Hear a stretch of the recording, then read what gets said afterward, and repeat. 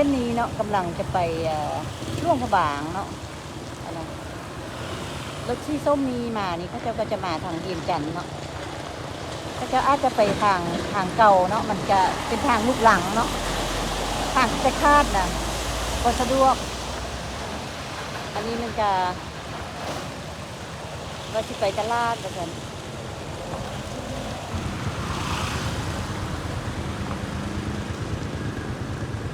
ก็จะมีบ้านผักเนาะส่วนไร่ก็จะมีบ้านผักไร่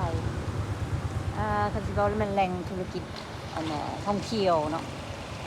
เมืองบางเวียงนี่มันแหล่งธุรกิจท่องเที่ยวเนาะคล้ายๆแบบร่วงพระบางถ้ากินนำนักท่องเที่ยว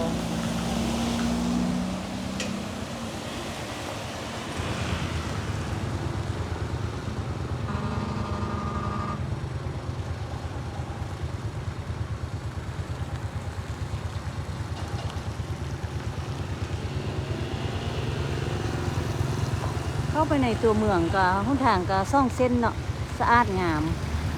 ออกมานอกเมืองก็หนทางลุกหลังคาดใส่พุ่ม